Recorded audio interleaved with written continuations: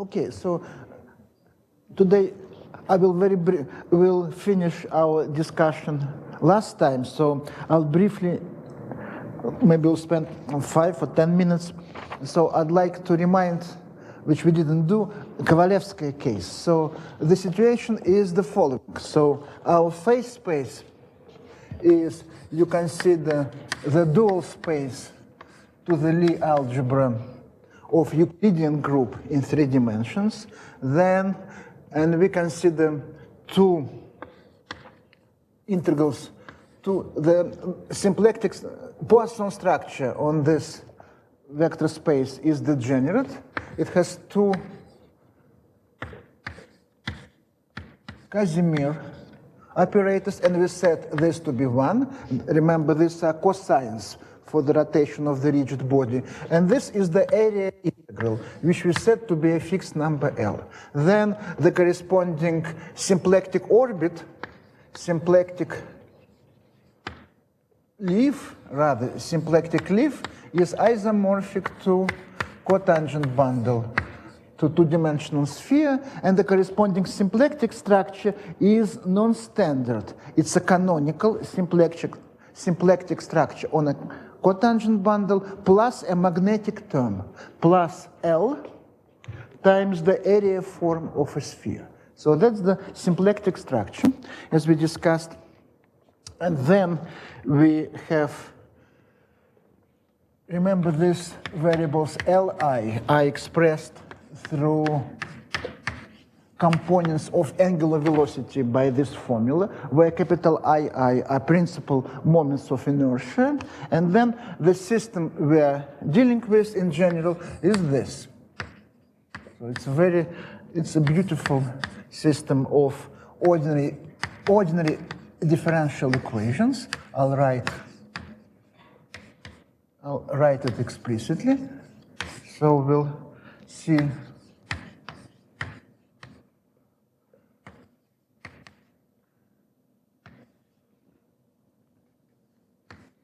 Then we have, actually, the rest is the cycle.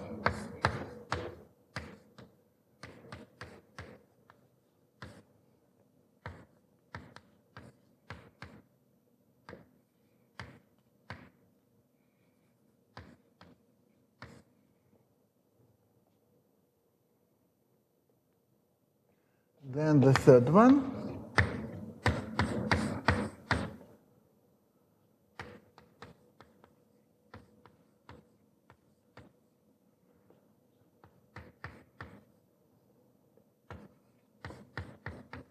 So we'll see why I'm writing all this. We'll see it in a second. Gamma 1. And corresponding system for gammas. I'll write the first equation only. So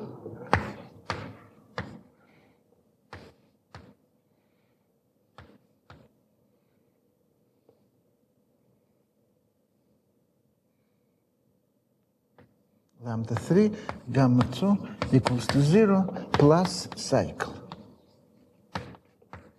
where lambda I are 1 over I. So this is the system of differential equations which describe rotation of a rigid body who's fixed at some point, and this z0 are coordinates of the center of mass, of the body. So that's a beautiful system of 6 equations. It is as complicated as a 3-body problem is classical mechanics, and it is not solvable in general. And we've seen 3 integrable cases. Just to finish, first is Euler, Poisson, when the fixed point is the center of mass, as we discussed, equals to 0. Then equations simplify dramatically. You get zeros in the right-hand side. And these are what is called Euler equations in a strict sense, free Euler equations. This can be solved nicely. This is integrable case, solution in terms of elliptic functions. Elliptic functions. In this case, the system has two. This system is Hamiltonian system. On this phase space, the Hamiltonian in general, we will write down the Hamiltonian in general.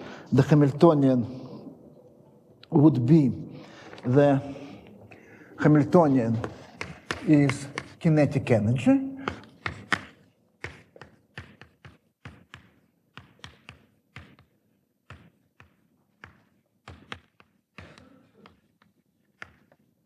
Minus perturbation, which is of the form where this is R0. And in earlier case, this second term vanishes, and there is an extra integral, which is total angular momentum. Extra integral.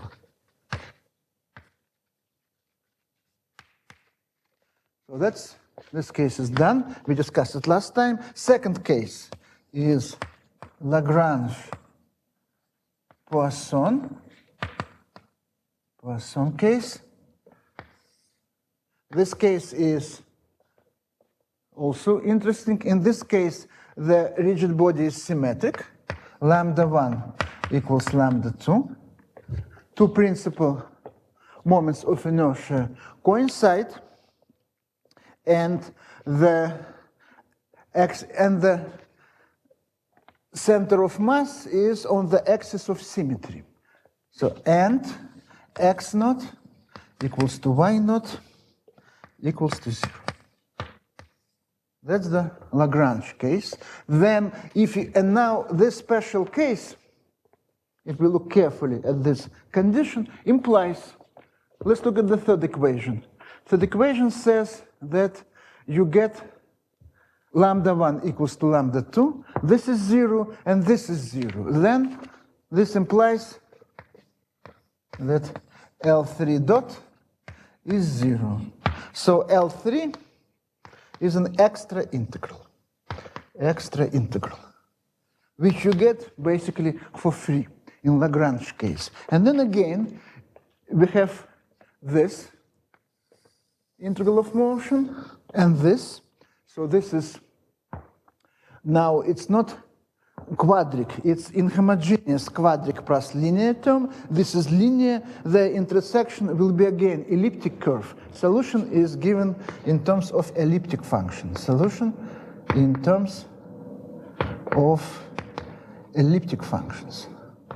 Elliptic functions. Now the last case, integrable case is, so I'll skip this. For all of these cases, it's still an interesting problem, not solved completely, is to find, so the system is completely integrable in a Liouville sense. The phase space is four-dimensional. There are two integrals of motion, this one or this and this.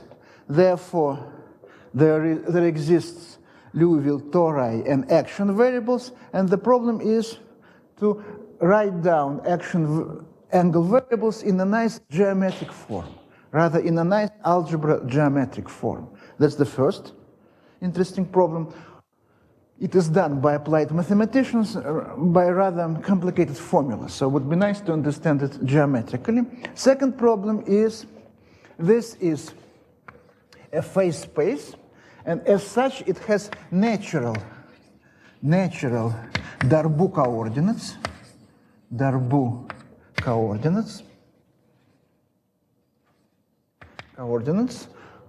like, say, angles on a sphere and their conjugated momenta. Then corresponding action angle variables give you another set of canonical coordinates. The problem is to find the generating function of this canonical transformation. And this is also interesting problem. I don't think even it was solved. It was written down nicely. And this should be also have algebra geometric significance in terms of elliptic curves and maybe some other objects. So these are two interesting problems. Although these systems are solved maybe more than 200 years ago, still it's kind of interesting to understand them nicely. So the point is to do them nicely. Finally, the last, the integrable case is Kovalevskaya case.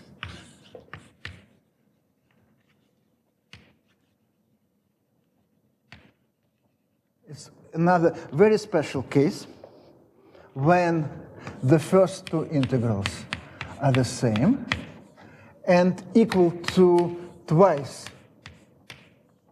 as the third moment of inertia. So the two principal moments of inertia are the same and equals twice the third moments of inertia, and the center of mass is on the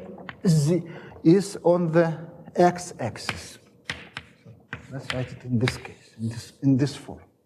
So this is like in a Lagrange case.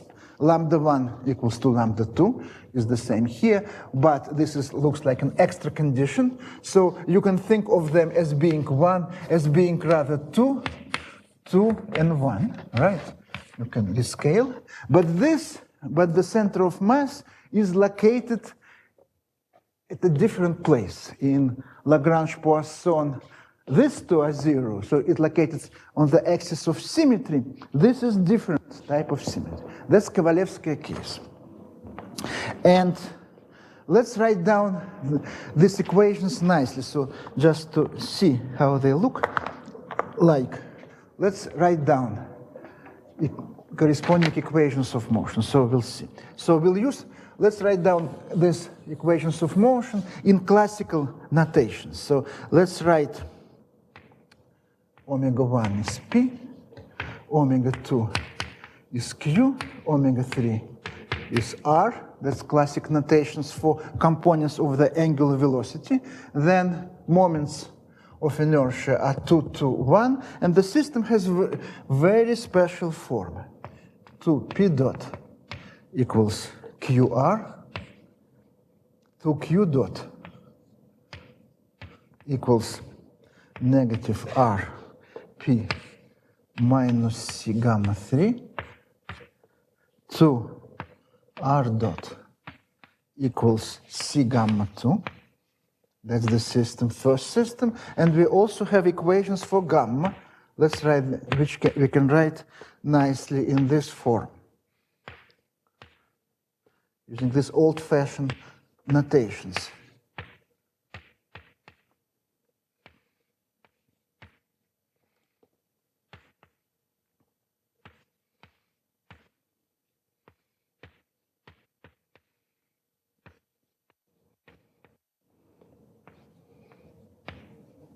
These are equations of a rigid body in Kovalevskaya case.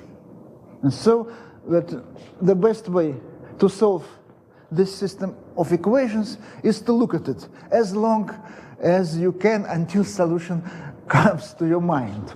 And so that's what Kovalevskaya did. I'm kidding. The remarkable fact is that in this case, this Hamiltonian system, remember it's Hamiltonian, has another extra integral of motion, which is very different from the first two. This is, in earlier case, total angular momentum.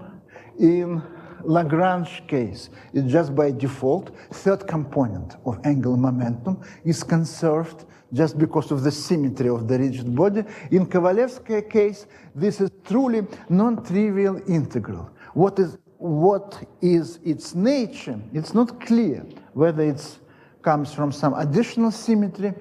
I'll say a little bit about it later. But let's write down the two integrals of motion for Kovalevskaya case. We have, so, and this will be, so let's write them here. So we've done with these two cases. So we're dealing with the third case. even nowadays, this case is called mysterious, because there are certain things which are not well understood, although solution is written completely, as we'll see. So, integrals of motion.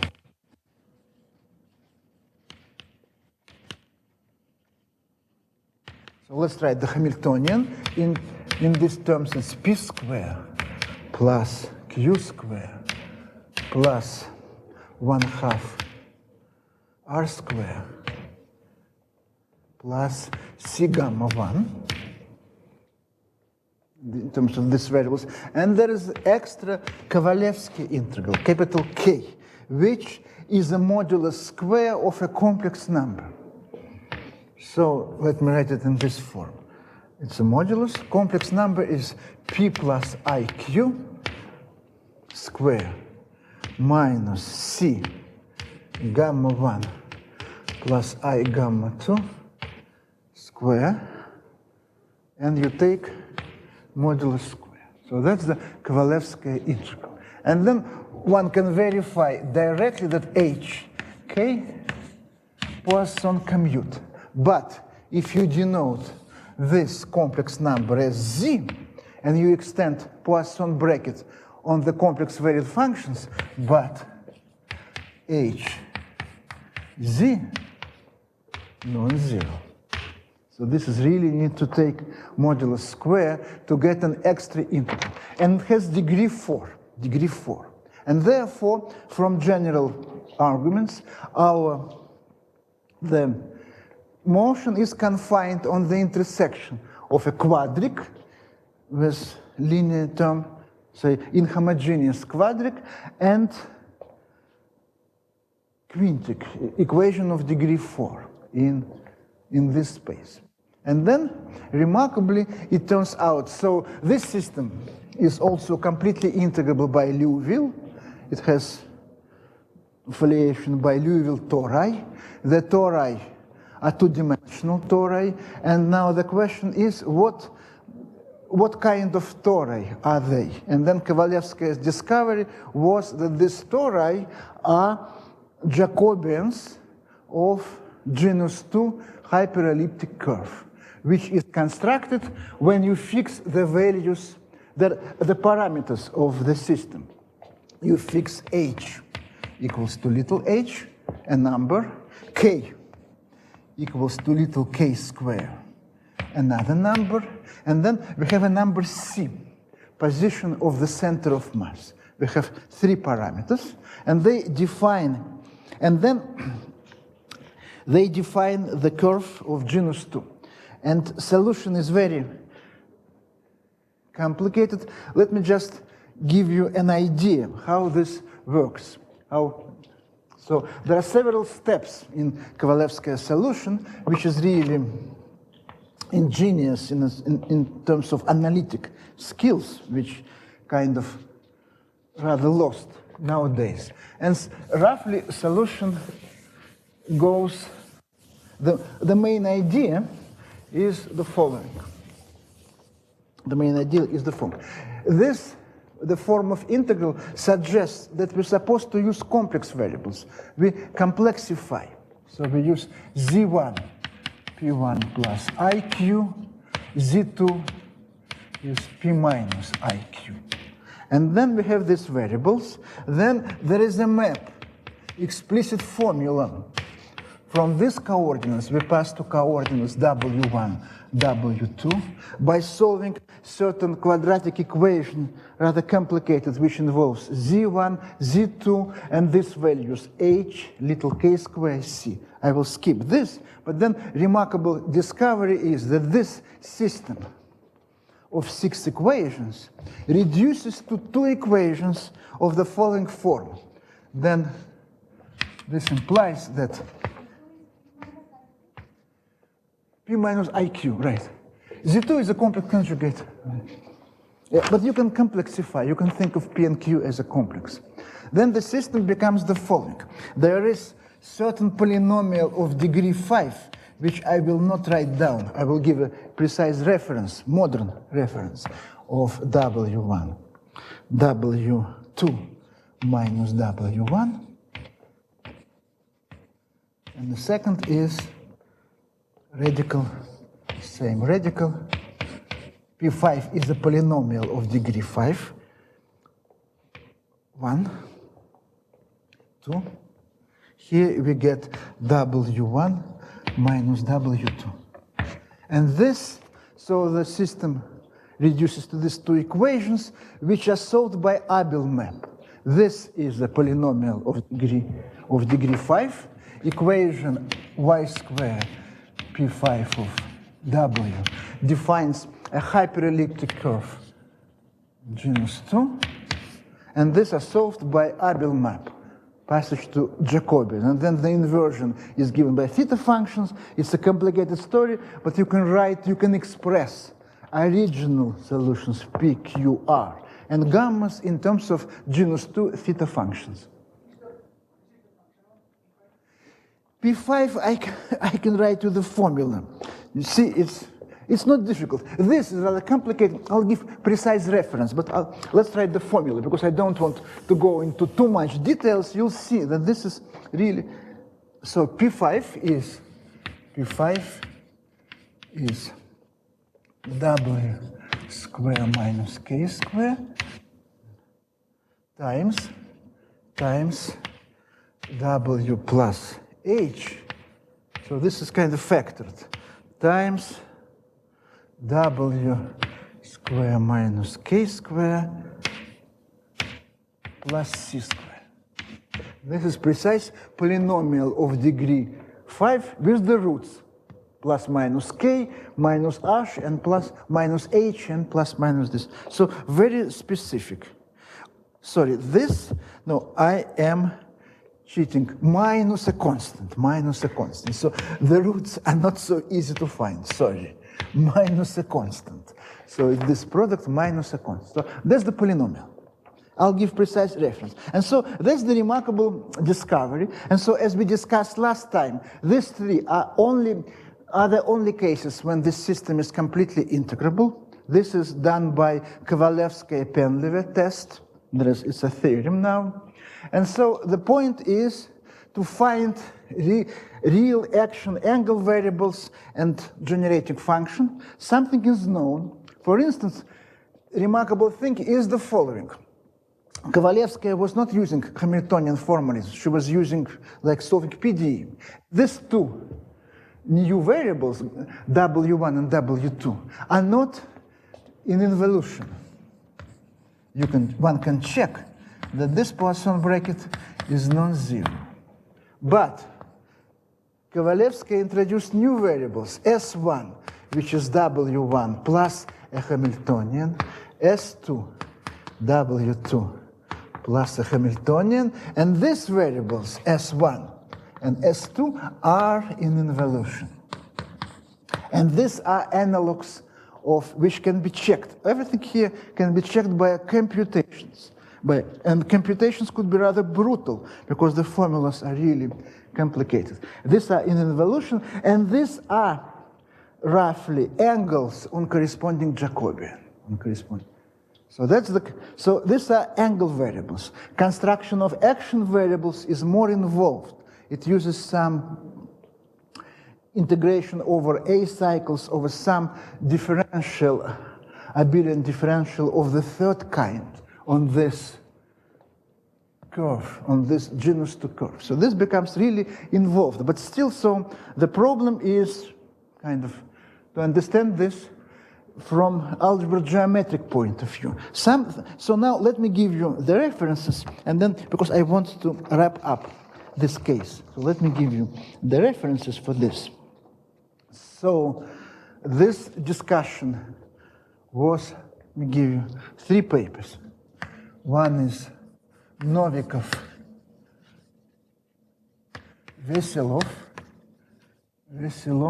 This is Proceedings, Stiklov, Institute,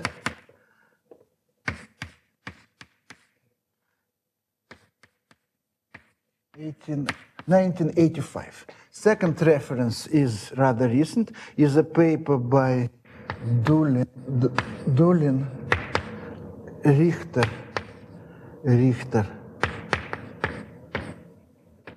Veselov. This is regular chaotic dynamics. Volume 3, number 3, 1998. And there's also a general reference how to solve this ordinary differential equations by algebra geometric means. There is a paper survey by Dubrovin. It's Russian math surveys. It's volume 36, 1981.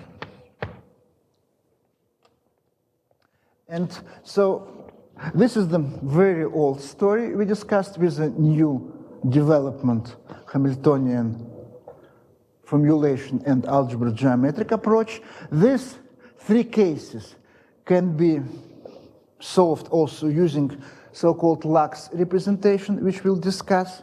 The Lax representation also exists for Kovalevskaya case, but it's rather involved, and solving it by standard technique using what is called Baker-Ahieser function. This technique can be get from Dubrovin's. Using this, you get a genus 3 curve, which can be later reduced to genus 2 curve. And so solution in terms of theta functions of genus 1 and genus 2 is written. Nice Hamiltonian formulation, complete, has not been done so far as I know. Yeah. These Z1 and Z2, they're very similar to this creation and annihilation. So if you quantize this, is there a nice way to check? Good question, but this, I'm sorry, this P and Q, their bracket is not, their bracket, to be precise, bracket P and Q is R. So they are not canonical, because this is a Poisson structure on this components of angular momentum. Poisson bracket 1 and 2 is omega 3. So they are not quite. But another thing I mentioned last time, let me mention and we stop discussing this, is a quantization of this. We'll discuss quantization, but even we know quantization of angular momentum, even understanding earlier case, Hamiltonian for earlier case, what it means quantum mechanically, find some way of determining its spectrum. It's not clear, it's not done. Although it was, last time it was discussed by Max Born many years ago, like in the 30s, when it was popular. And these cases, what you have corresponding classical system, you can consider corresponding, you can quantize it easily in this case. We have everything. Then what's the meaning of this Hamiltonian for Kovalevskaya case or for Lagrange case? For earlier case, Max Born says that it is the simplest case of two-atom molecule. That was the description. This description I don't know. Okay, so let's stop doing this discussion. So what we've done now returning to integrable systems. So what we've done in an old-fashioned way. So we have equations of motions. Then you look for solutions. Now, that's the classic approach. The modern, or rather postmodern approach is you have solutions, find equations of motion. Equations of motion. And the typical example is what we discussed last time, a Hitchin system. Hitchin system gives you foliation by Liouville gives you commuting integrals of motion. What it doesn't give you the physical system, for which these angle action variables came from. And it's very difficult, even if you have a Hitchin system, to write down corresponding equations of motion. Sometimes you can get Calogero-Moser equations as example of a Hitchin system, others. And then the natural question is, are these examples very special case of Hitchin system, like the simplest? This I don't know either. So there are many interesting things even in this old, very old development. But we'll skip this. We'll not discuss Hitchin system. It's well discussed in many other places. So now what we'll do, we'll immediately from this four-dimensional phase space, we'll immediately jump to infinite dimensional cases. So we have 4 degrees of freedom. We'll consider now the second part, infinitely many degrees of freedom. So the second part, infinitely many degrees of freedom. Degrees of freedom. And we can... What do you expect there to be special case of Hitchin? Yeah, probably, right. But maybe something very simple, because you have Jacobians in Hitchin system, yeah, like of genus 1 or genus 2. Right. This would be very interesting to understand, like the simplest reductions of a Hitchin system. Because as what is known, to get out equations of motion from Hitchin system is very non-trivial. So we have infinitely many degrees of freedom, and let me just list the basic examples. So examples, the systems. So what it means instead of classical mechanics, we are discussing classical field theory. Relativistic or non-relativistic, doesn't matter. But the only point is that our space-time is restricted to be 1 + 1 dimension. 1 + 1. And now examples. KdV. Let's write them all down. KdV, I'm writing subscripts denote partial derivatives.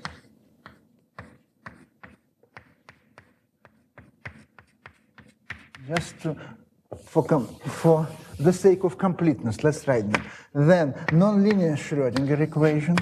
Nonlinear Schrödinger. So this u is the real valued function, obviously. Nonlinear Schrödinger psi is complex valued function, negative psi xx plus 2 kappa.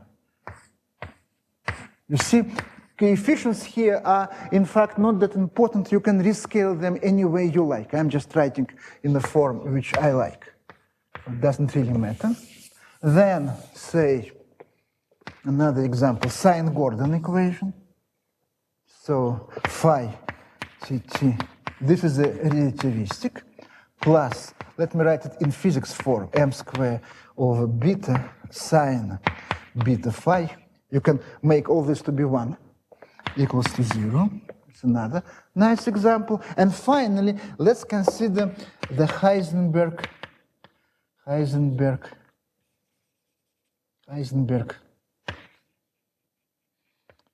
ferromagnet, Heisenberg model. Let's call it Heisenberg model. This is the following equation, which we'll do some details, because this. So Heisenberg model is, we have a vector S of xt on 2-dimensional sphere. So S is length 1. And then equations of motion is very neat. Time derivative is the cross product S with S xx. So that's the Heisenberg model. So these are 4, and then there are many others. Many other equations. Then all of this are Hamiltonian systems, and these Hamiltonian systems are completely integrable. Of course, when we're saying this, we need to specify the class of functions where we consider these equations. And there are two cases.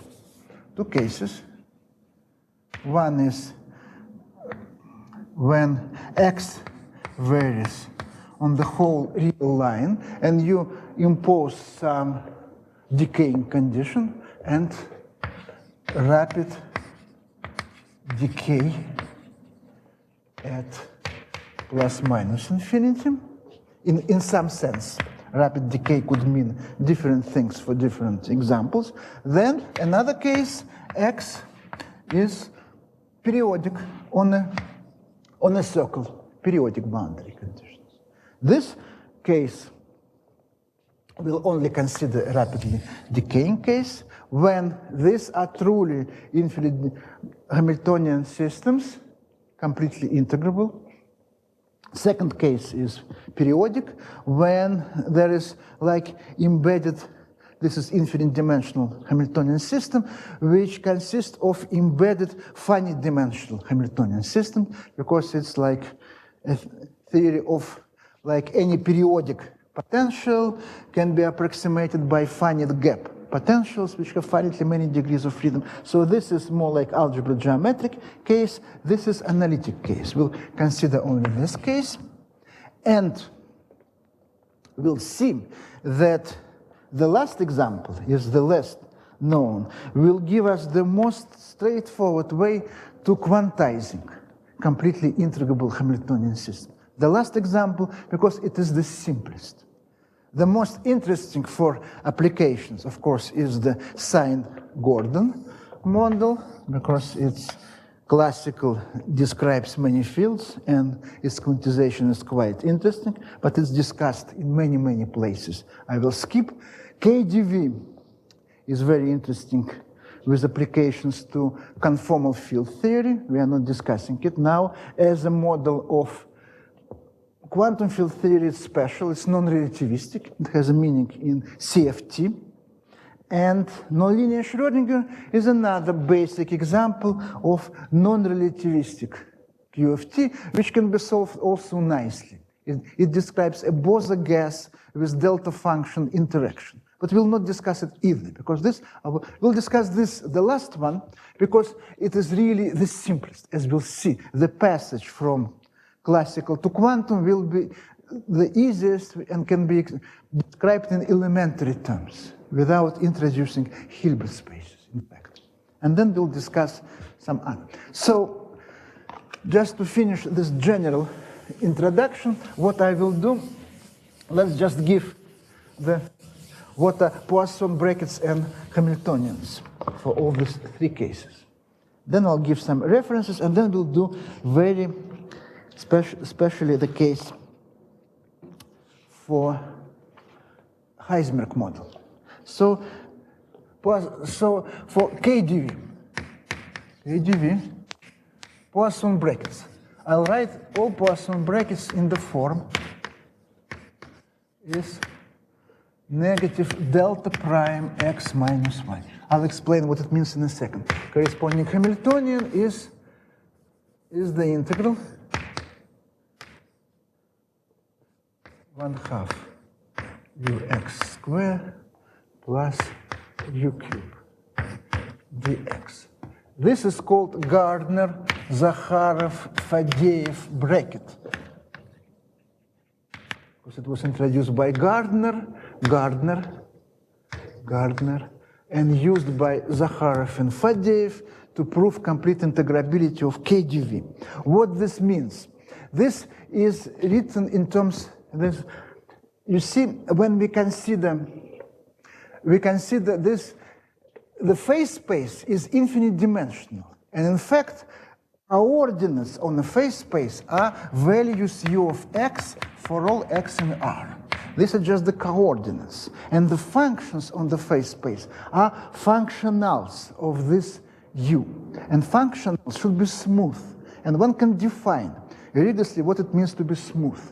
And then the smooth means, and then of course you should write symplectic structure or Poisson structure only for smooth functionals. These coordinates are not smooth because they are derivatives, like you have derivative, variational derivative, uy is the delta function x minus y. But this bracket should be, which is analog of the formula dpi or dq, say, doesn't matter, over dqj is 0, right? And on end dqi is 1, right? And this is also, you think of this bracket as analogs of pi. Qj is Kronecker delta. In the limit, in some Kronecker delta becomes delta function. Here is like a difference of two deltas becomes delta prime. And of course, the true meaning of this is for the functionals. And that's the standard game. You can play this freely using this basic calculus, and you can make it completely rigorous, if you like, by considering certain classes of. So the correct statement is the corresponding phase space is the space of Schwartz functions on the real line. And corresponding functions on this Schwartz space are smooth functionals who has variational derivatives which decay and can be differentiated in terms of this variational or Fréchet derivatives infinitely many times. And that's kind of this, and usually very few people do this rigorously because it doesn't worth it. You use these spells, you pronounce this spell that everything can be done, and then you do this computation. That's the just thing. You can do it rigorously if needed. And this bracket, interesting thing is that this Poisson structure, it's always easier to present Poisson structure than symplectic structure. This Poisson structure, or Gardner-Zakharov-Fadeev bracket, is degenerate. Degenerate because the function integral of u is the Casimir function, is Poisson bracket with everything is 0. So if you set this to be constant, you get symplectic leaves of this bracket. So that's kind of subtlety. Other things are fine. And then I will not discuss these cases. We'll return to Heisenberg model. Then there is a Lux pair for this, which in particular for this case, you have, so I'll just say here is Lux pair or 0 curvature representation exists for all these 3 cases, for all these 4 cases rather, and for KdV, continuing KdV, Lux operator is just the one-dimensional Schrödinger operator on the line, and there is corresponding A operator, which I'm not writing, because we use only L, and then it was shown in this paper by Zakharov and Fadeev that there is that the passage from original variables to the scattering data of this, scattering data in the sense of quantum mechanics on the line, is a canonical transformation, and scattering data in fact produce the action angle variables. Namely, this Hamiltonian depends only on the action variables in a precise form, and corresponding angle variables, their dynamics is linear. So in this case, everything simplifies. And same holds for these cases. I'll just write where one can find all this, but we'll consider Heisenberg model, because it will give us quantization, will give us something nice. So, as a general reference and references therein. Consider just in our book with Fadeev, 2007 book. Now let's consider, so instead of repeating and writing many formulas for this, and all of them are very interesting, let's consider the case of the example which is less known. So in these lectures, I'm trying to give something with a twist not to repeat examples which you can find everywhere, but write down example. So I didn't say that the Lux equation is L dot is a commutator of LA, which in this condition is for this function U is equivalent to the KdV equation, say. Okay, so this was very general. Now let's be more specific. Let's discuss the Heisenberg model. So we are doing the Heisenberg model. In the rapidly decreasing case. For this, since the S has length 1, rapidly decreasing case means that the limit x goes to infinity of S of x is, say, S3. Is the vector, the vector 0, 0, 1, say. The vector, so points. And then, what is the Lux pair? So that's remarkable that this very simple equation has a Lux pair. So Lux pair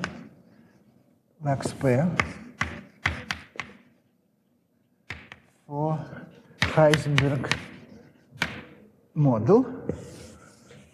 Lux pair, I will only write again the L operator. Lux pair is the following. So you define, we know that vectors on the unit sphere are just quaternions. So you define a quaternion S as a dot product S and sigma, where sigma are Pauli matrices, right? Sigma is sigma 1, sigma 2, sigma 3, and they are sigma 1.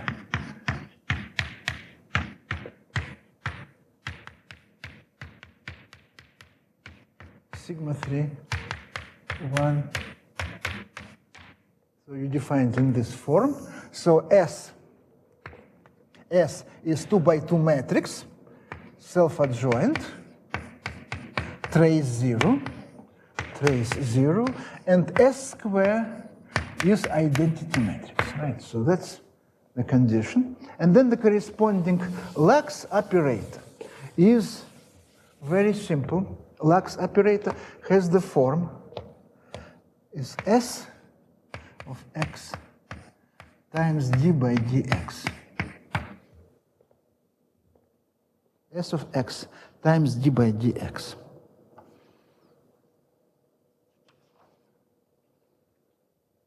Then we consider, so this operator is the analog of the one-dimensional Schrödinger operator on the line, but much simpler. So then the equation L psi is lambda psi, where psi is 2 by 2 matrix, right? Well, this is a matrix operator, right? It acts on, it's an operator acting on functions with value in situ, or you can think of 2 by 2 matrices. Then this equation can be rewritten in a very simple form, that x derivative, since s square is 1, you can move s to the other side. And so let me write it. You can move s to the other side. And then you get lambda s of x psi. That's the equation we have. Lambda. And now, like in this case, one can easily develop the analog of a scattering theory. Namely, when x goes to plus or minus infinity, this matrix S of x simplifies. S of x goes to constant matrix, namely to this sigma 3 matrix, sigma 3. And then the equation, this eigenvalue problem, you may think, simplifies, because when you replace S by sigma 3, solutions are of the form, so I need to put I somewhere. Sorry, I need to put, probably I should be here, right? I should be here, probably. And then we divide by I.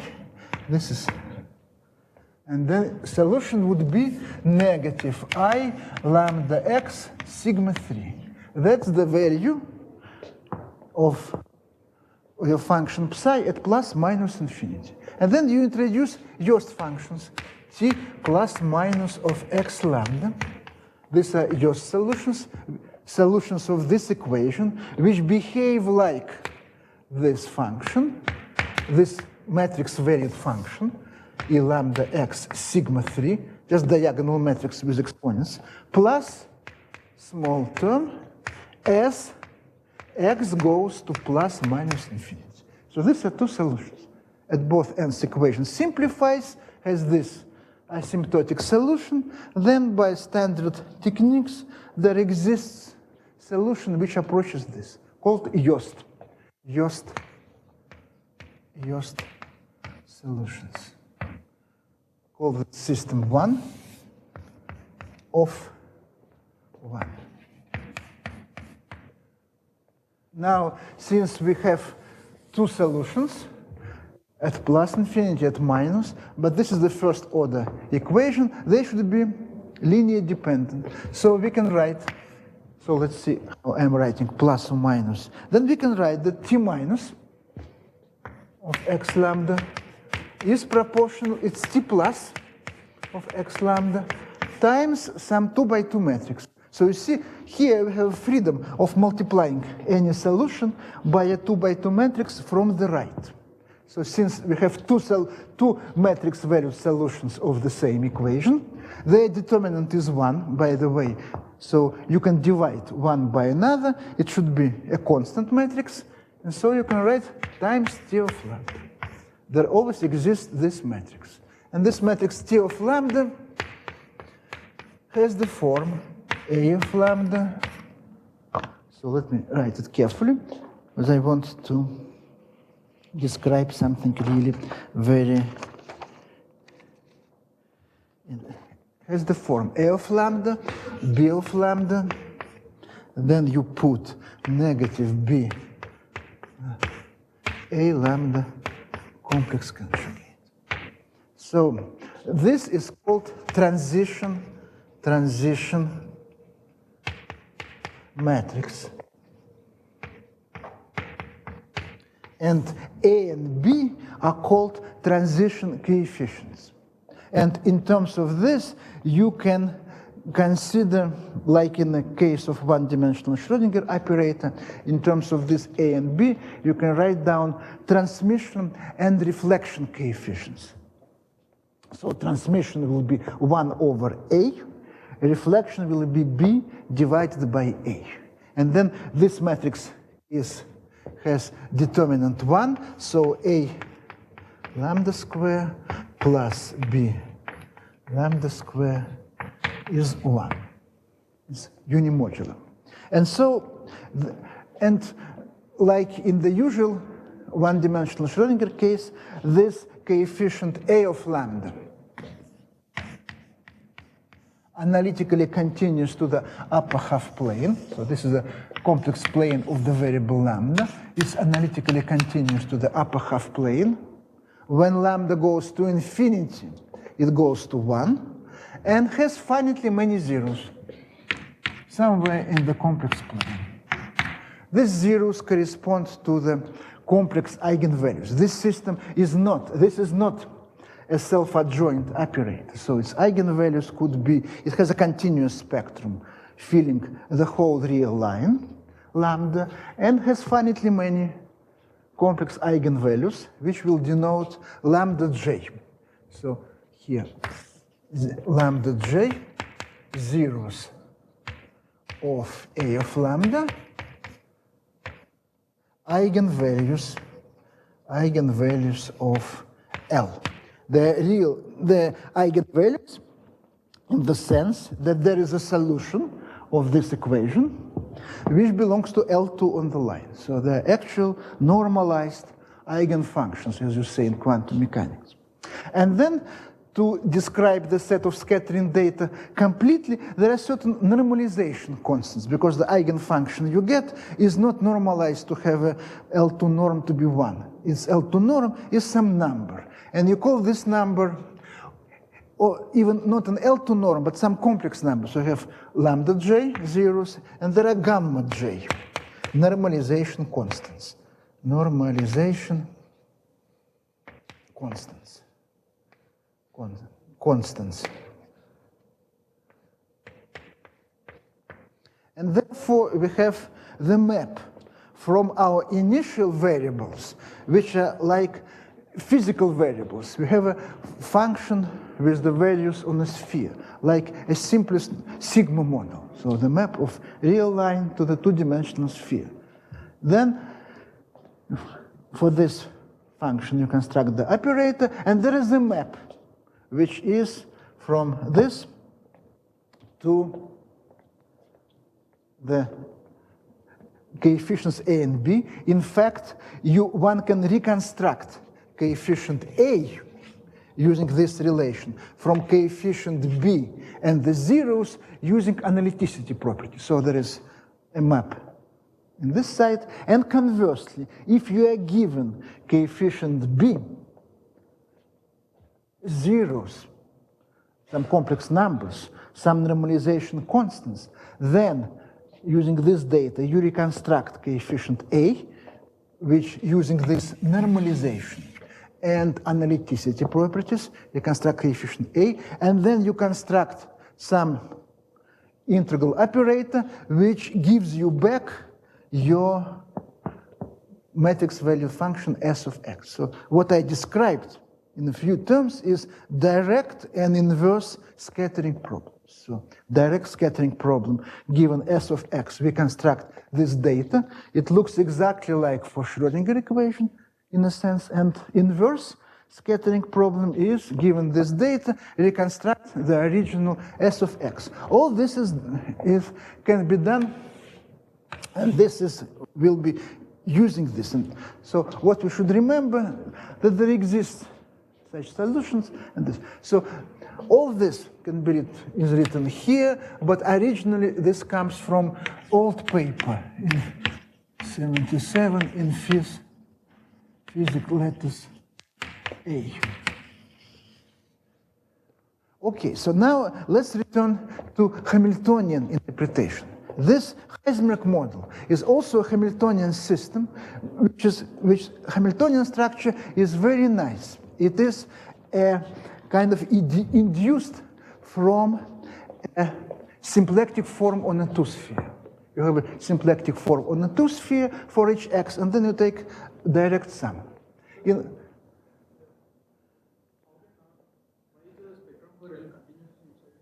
Yes, because you see, for each real lambda, I'm sorry, I didn't say here, lambda is real first. For each real lambda, there exist these solutions which behave like plane waves. So we don't know whether there is a psi for each lambda. Yes, for each lambda there is psi is t. These are solutions. These are solutions of this equation. It's like for the Schrödinger equation. If you have for each. No, these are exact solutions which have these asymptotics. They have this form when x goes to infinity. They are exact with these asymptotics. It's like your solutions. So continuous, and then they have certain analyticity properties because, yeah, so the usual thing I don't want to emphasize. I want to say that there is some map. So what is the corresponding Hamiltonian structure for the Heisenberg model? The structure is very nice. So Poisson brackets, SIX, SJX, Y, components. Poisson bracket is epsilon I jk sx times delta function x minus I. So this precisely generalizes Poisson brackets on a sphere S2. On a sphere S2, Poisson brackets up. So this is an infinite dimensional generalization of the brackets. So we have S2, that Si, Sj equals epsilon I jk sk. These are the brackets for, remember, for tops. For tops, we have this, like part, two-dimensional. And this is like at each point in space x, you have a spinning top at each point x. That's what it is. And that's what the Heisenberg model is classically. You have a spinning top at each point with these brackets. So you can put x, you can put y, because delta function. And Hamiltonian is very simple. Hamiltonian is quadratic in S. 1/2 integral Sx square dx. And it's easy to see that these brackets generate. So Hamiltonian is quadratic. And this. Hamiltonian is quadratic. And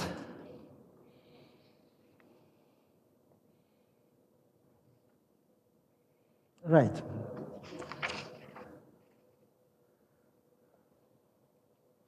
Then in fact, this equation, so we have a Hamiltonian system. The phase space, these are coordinates, the values of the vector S at all points x are coordinates on this phase space. This is the corresponding Poisson bracket, which is non-degenerate, so there is a symplectic form on this infinite dimensional manifold, and H is a nice functional Hamiltonian, so that the equation is H is Poisson bracket HS for each of the components. Let's write this even better.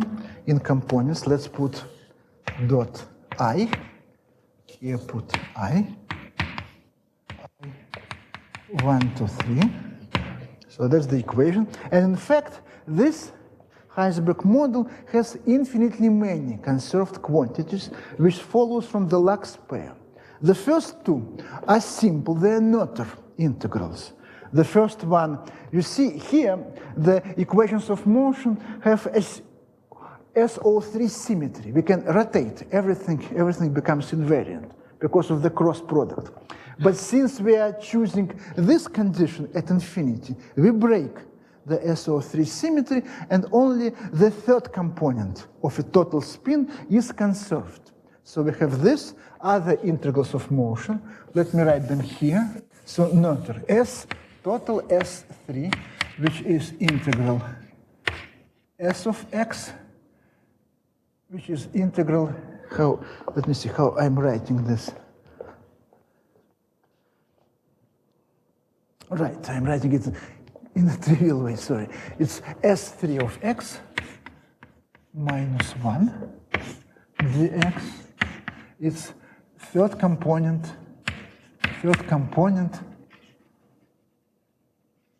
of, I would say, the words which so far have no meaning, of total spin, but they will have meaning after quantization. Then we have total momentum, which is given by a rather complicated formula I'll write down. These are all Noether integral. Spin comes from U1 symmetry. We have a single rotation here. Total momentum comes from x translation. You can translate x shift x, that nothing changes. That's exactly this integral, which is rather complicated in terms of s. S1, S2x minus S2, S1x over 1 plus S3 dx, total momentum. And then this is the first, the second, the third Hamiltonian, and then there are infinitely many, which follows from the Lax pair, and there is some complicated expression. But what's remarkable is the following fact. So let me describe the.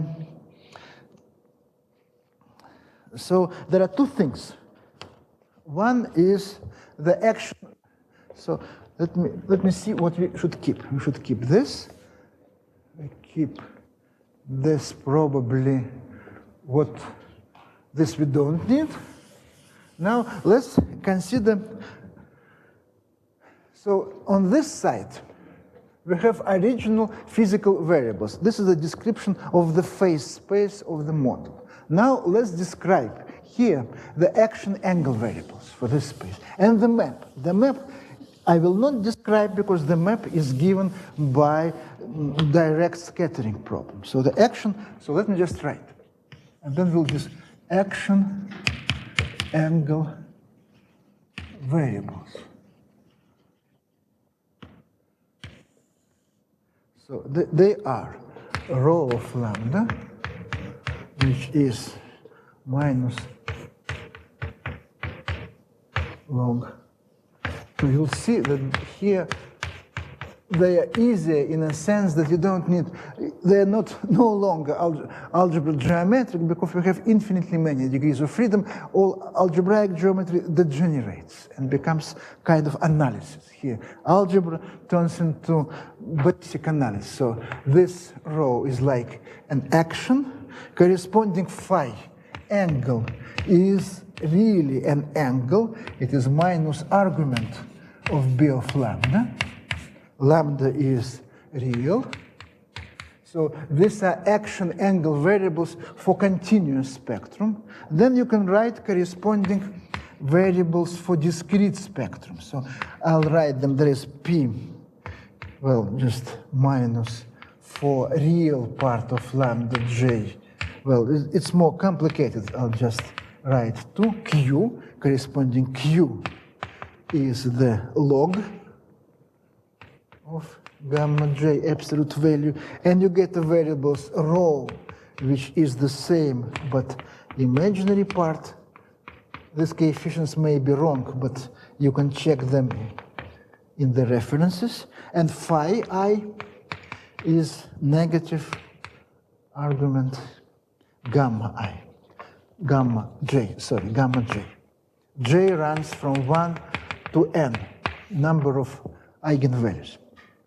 So these are the variables. If we know these variables, we can, knowing them, we can reconstruct lambda j, gamma j, b. Knowing this, knowing b, we can reconstruct a. Then by inverse scattering, we can reconstruct s. So this is one-to-one map between two infinite dimensional manifolds. This is infinite dimensional manifold described by this. This is another infinite dimensional manifold. This map is nice, smooth. And then the result is that corresponding Hamiltonian and all other integrals of motion in terms of these action angle variables depend only on action. On this variable, on this, and on this. They do not depend on angles. And this is precisely the analog of Abel map for rotation of a rigid body in all three cases. Everything is solved by the Abel map, which is trivial for the curve, for elliptic curve. But in Kovalevskaya case, the Abel map is not really trivial. So let's write three formulas, and then we'll discuss something very important, which is hidden in this bracket. We didn't discuss it, but this model is kind of rich. It gives the simplest examples of everything, in a sense, for integrable systems. Now, then, we have complete integrability means that the third component of the total spin is with negative sign somehow, is nothing but integral rho of lambda d lambda plus sum of j rho g. Very simple. Momentum is same integral. You put lambda, rho of lambda d lambda, minus, here you get something more complicated, but not that important now, inverse tangent of rho j over pj. Finally, the Hamiltonian of the model is integral minus infinity, infinity, lambda square. So you see, you get all moments of this function rho. Lambda square, rho of lambda, d lambda, plus 16. Well, all this is a matter of normalization. Rho j, p square, plus rho square j. And so on. All other higher integrals of motion have the same form. Continuous spectrum part gives you higher moments of this density rho of lambda, which describes the density of a continuous spectrum. And these are discrete, kind of discrete excitations, which you may think of as a magnons. So this is a spin. And from these formulas, you can have the dispersion relation. How? Small n is the number of eigenvalues, number of zeros of A of lambda.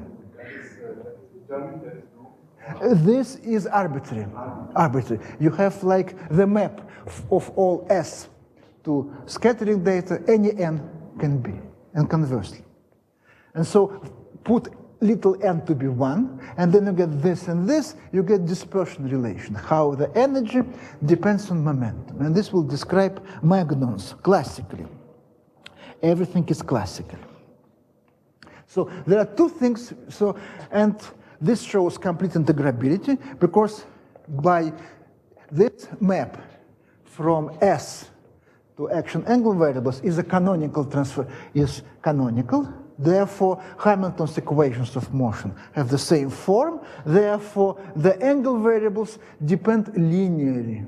If you write rho is conserved, because it's there, phi depends linearly. So let's see how this works.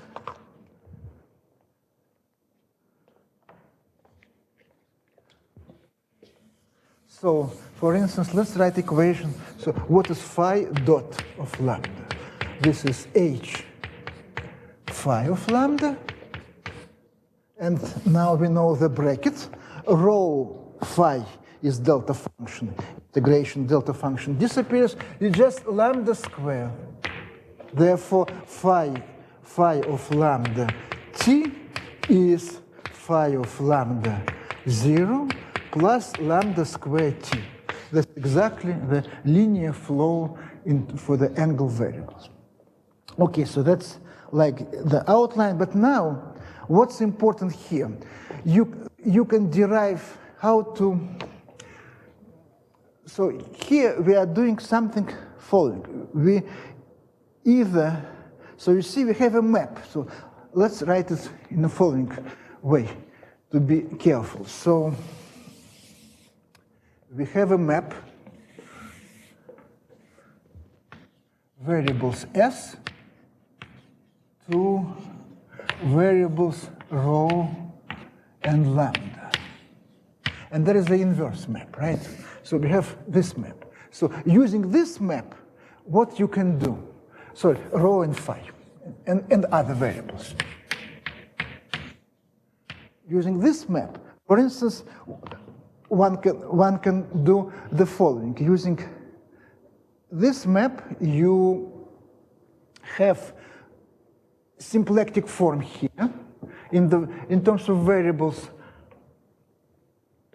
action variables, symplectic form is diagonal. It's d rho d phi, dp dq, and so on. Then you can pull, by this map, you can take this symplectic form, pull it back here, compute, and show that it coincides with that symplectic form. Right? That's the compute. Or you can consider the inverse map given by the inverse scattering problem. Take symplectic form here, take its pull back for these coordinates, and prove that these coordinates are action angle variables. So these are for symplectic forms. If you have Poisson brackets, they are push forward. So forms pull back, brackets push forward. Or you can have a bracket here and compute a bracket. So there are many ways, and one can do. But there is one very interesting feature which is hidden in these formulas. It turns out that for this model, you can rewrite the standard Poisson structure given by components of this field, of this map S of x, you can rewrite it in some other equivalent form, which is kind of remarkable, which can be generalized for all other models. So, namely, this example is the simplest example where you can describe the notion of classical R matrix. So, R matrix and Yang-Baxter equation comes from this directly. So, let's see how it works. So, that's another very simple thing. And so, this can be done nicely. So this is analytic part, which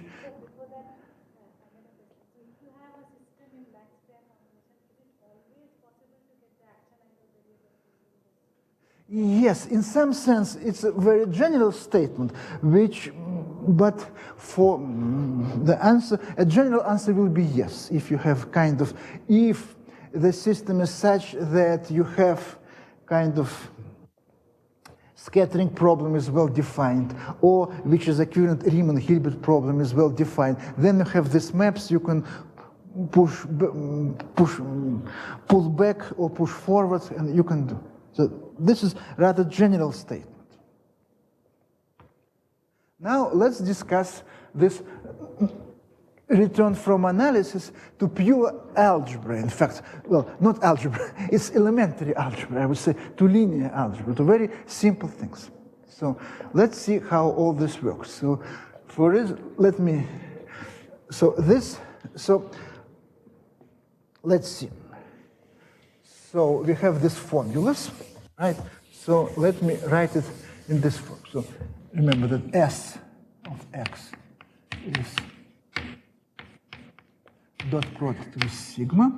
Then we have this relation. Then the Lax equation, we have psi x is lambda. Let me write it carefully. It depends on normalization, but so let me see how I'm writing this. It's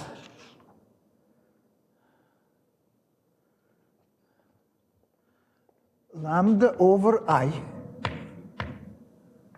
S of x times psi x. Let's call this as u x of lambda. Somehow we'll see. Then what we can do?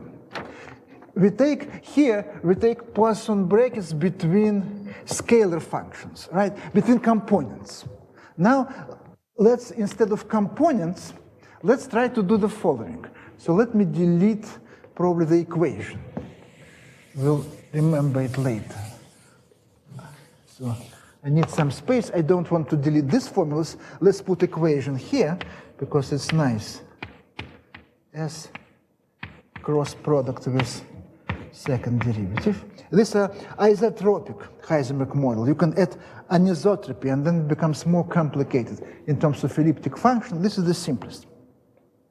Then what we'd like to do, let's kind of compute, instead of components of a vector, let's compute Poisson bracket between two matrices. Let's try to do the following. Let's compute Poisson bracket between two matrices. What we mean by this?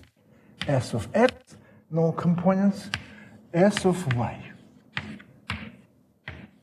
This is 2 by 2. This is 2 by 2.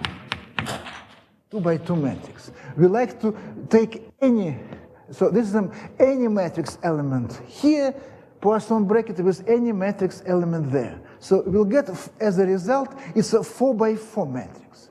And for this, we use a notation, put a tensor here, which indicates that we take each component of each matrix element of this with every matrix element of this. And this comma means Poisson bracket. So it's a 4 by 4 matrix with the matrix elements.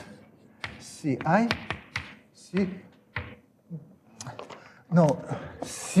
You see, S, I am now S. So you write, it's a 4 by 4 matrix whose element is component Sij,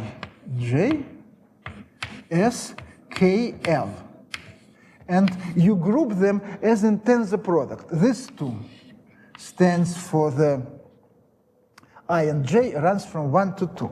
This ik, there are 4 of them, stands for the row. JL stands for the label columns.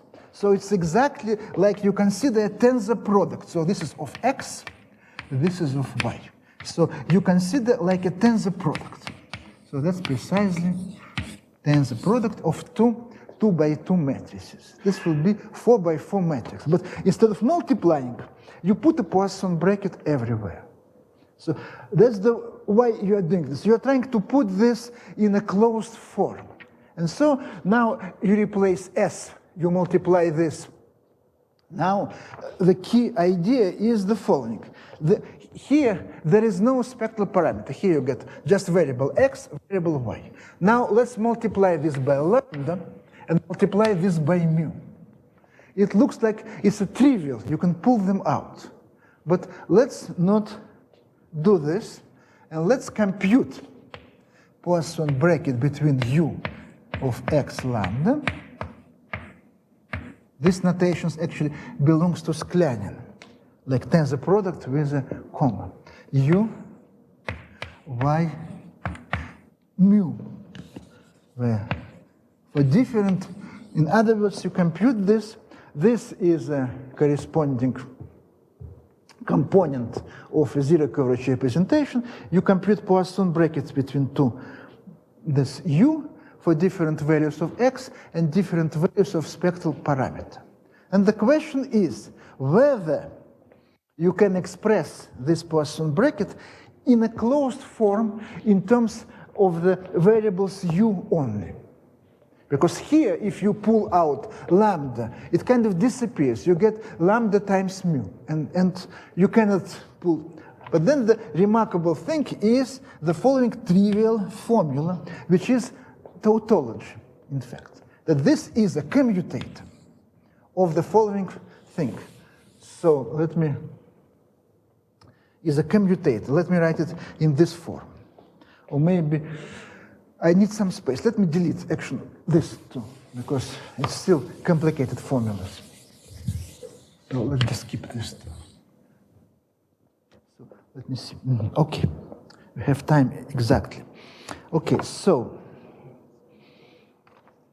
right. Then this is certain matrix R, little r, lambda mu. Commutator between this R is 4 by 4. We'll write it in a second. And here you get u of x lambda, tensor identity matrix. This is another 4 by 4 matrix, very simple, plus identity matrix tensor u of x and mu times delta function x minus mu, where R, this R, is what is called classical R matrix,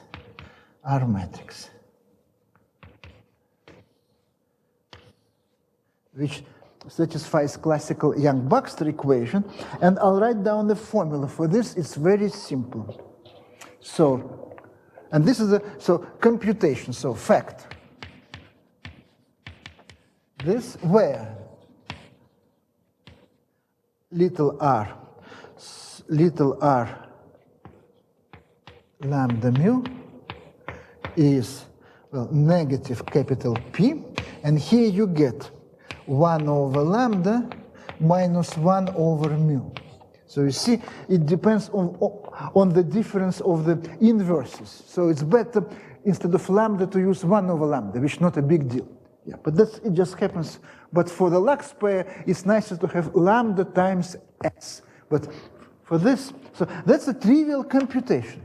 But the formula is really remarkable, because this works for all integrable models where you have Hamiltonian structure, for all models solved by this method, where you have this compatibility condition, psi x is u of x lambda psi t is some v of x and t, of course, x t lambda psi have this two systems. It has a compatibility condition.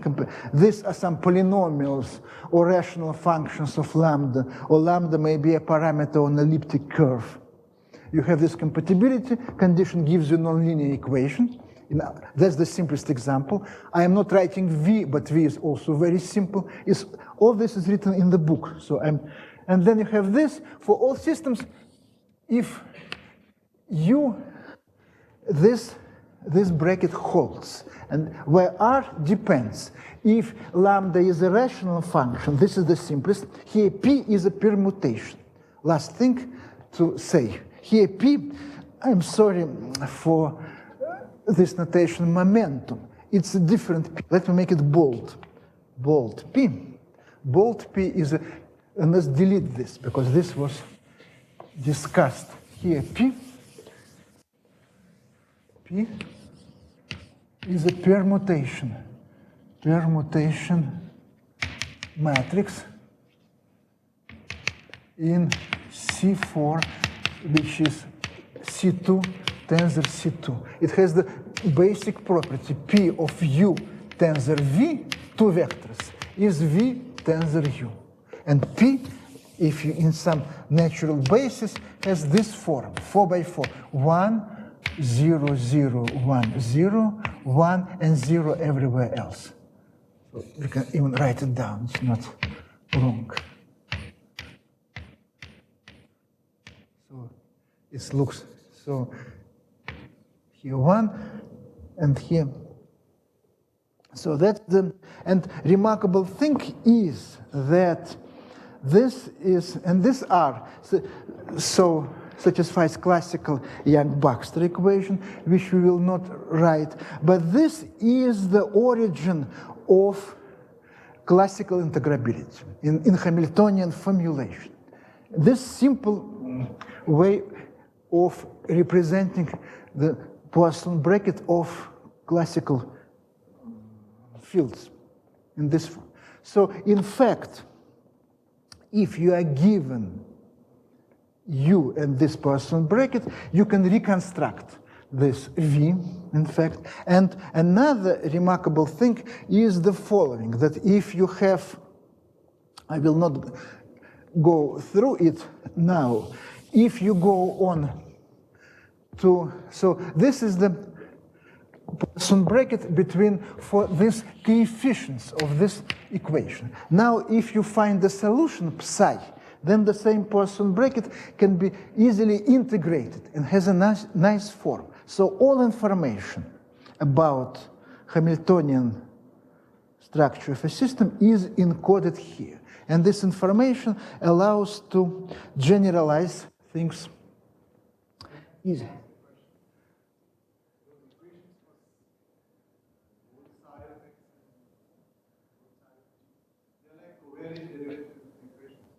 Yes, exactly. And that's exactly right. This what is called zero curvature representation. We have a connection.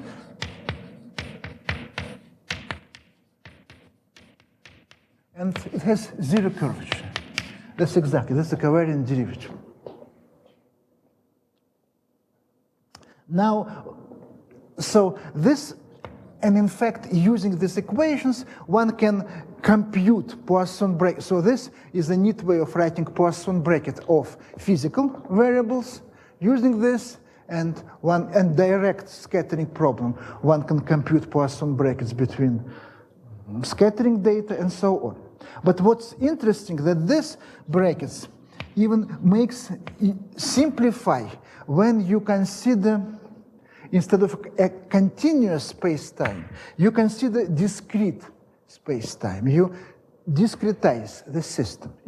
So instead of still its evolution in time, physical time is continuous, but the space becomes discrete. And for this Heisenberg model, I'll just, in remaining 1 minute, I outline what we'll do, because this Heisenberg model is the easiest model to quantize. And to quantize it, even there is no need to know anything about quantization. It comes out naturally from the very basic setup. So what I mean is the following. So let's consider this differential equation, psi x. So let me write down in this form. So just psi x. Let me replace, now we are replacing lambda by 1 over lambda, as this suggests, as the R matrix suggests. Psi x is lambda, sorry, S of x divided by I lambda psi. Now let's discretize. It will be very simple. You write in a very naive form, psi n plus 1 minus psi n equals Sn of x divided I lambda psi n. Or you write psi n plus 1 is 1 identity matrix plus Sn of x divided by I lambda times psi n. It turns out that this discrete, now we are considering system with discrete space and continuous time, that this, for this model, this naive discretization makes perfect sense. You have this equation, you can complement it by time derivative, you get a compatibility condition, and then you get discrete version of this, which will be a sum, now a sum of, and of course it will be rather complicated. It will be sum of logs of 1 plus Sn times Sn plus 1, but this is not important. But what's important that this form makes it very easy to quantize. You just replace this Sn components of Sn, now I am writing them in this form. This components by corresponding operators in irreducible representation of a rotation group. Then this will become exact quantum Lax operator for Heisenberg spin chains in quantum mechanics, and so the passage will be straightforward. Just use this example. And that's what we'll discuss next time. So the quantization is the easiest. On this example, you basically do nothing. Yeah. You do, except you do a geometric quantization of S2, which is very simple. It's just a representation theory. Or you do sections of bundles ON, and you get all irreducible representations of rotation group, and this, or SU2 rather, and that's exactly what we'll see how it works and how this relation generalizes and how this becomes quantum R matrix. So everything follows just straight in a straightforward way, and this would be the simplest way to introduce quantum integrable system from this point of view, from point of view of Lax pair and R matrices. I'll stop here. Sorry.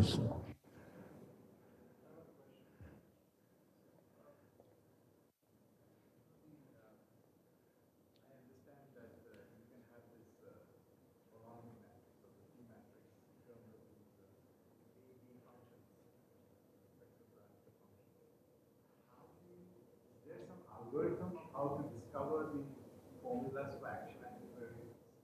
Well, it's so mysterious.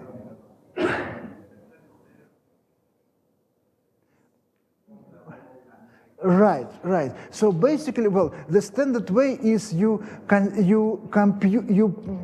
consider symplectic structure in terms of scattering data, and then you diagonalize. It. But there is no. But this is a very good question, because there should be a generating function for this canonical transformation, which is not written down, and this is a very interesting problem. And when, say, all this started from 1971 by Zakharov and Fayev in the paper, where they do it for KdV. What they do, they consider the pullback of symplectic form, which is rather tedious computation. You do the pullback of symplectic form, you get a symplectic form in terms of scattering data, and then you diagonalize it.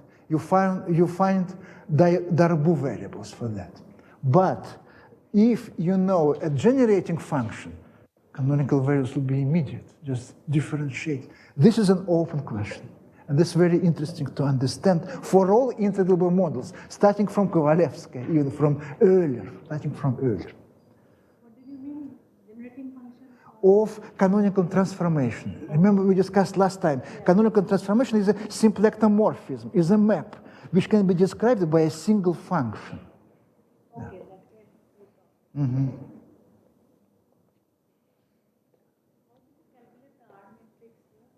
You just compute. You see, it's the idea, well, of course, once Sklyanin was doing this, he knew quantum arithmetic. So this is a cheating in a sense. But if you ask how you can represent this, you look at the form and then you can discover. You could, I would say, you could discover it before quantum arithmetics. But the history is slightly different because quantum arithmetics was known from Baxter's work. But this is kind of purely classical. You just write and then you observe. This has a meaning from Lie-Poisson groups. It has some meaning here, which we describe. But probably the best way is to present as a clever idea that you write in this form and see what you can get out of it. So that's what Sklyanin did when he was doing the most general Heisenberg model, which is Landau-Lifshitz equation. So this is the simplest. Landau-Lifshitz is the most general. Okay, so.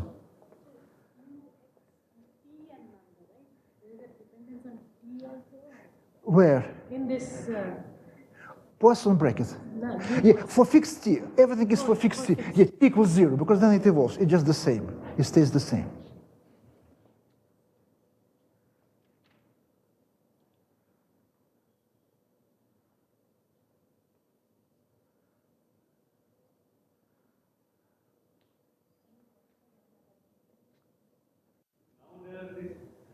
Analog of this model of band vector bands or bundles like Jennings, Ring-Fersings or uniformization.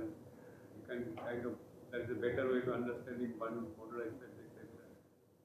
This can be, is there some analog of infinite dimensional routine system or something there from? I don't know. But if there is, this should be very special reductions, of course, because Hitchin system should be very large, right? And these are very special reductions of a Hitchin system, I would say.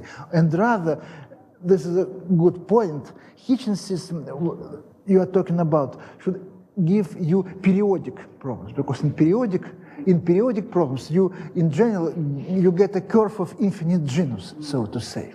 Yeah, and this is the degeneration of this infinite genus curve. ODS, we have the existence of solutions for arbitrary initial conditions, but in the partial differential equation, we have to look at the existence of solutions also. Because yes. all these scenarios, we assume that there is a solution. Yes, you see, and this kind of, from this, you know, if your initial data are rapidly decaying, or approach their boundary values very rapidly, then solution exists for all times. Exists for all times. It's kind of course, some people trying to prove, even for KdV and for this nonlinear, they're trying to prove existence in a larger class by doing some a priori estimates without this approach. But this approach gives you also existence, because you go back and forth to scattering data and back. So for Riemann surfaces, so the action angle variables are known? Well, Hitchin system is a system of action angle variables, right? Hitchin system gives you action angle variables for some other systems which you like. And that's what you meant. yeah, that's what I'm. Right. For instance, how to get Euler top from a Hitchin system, see how it comes and get. As I said, you can either solve equation and get a solution, or you have a solution, find the equation for which this is a solution. It's also legitimate, but it's a different story.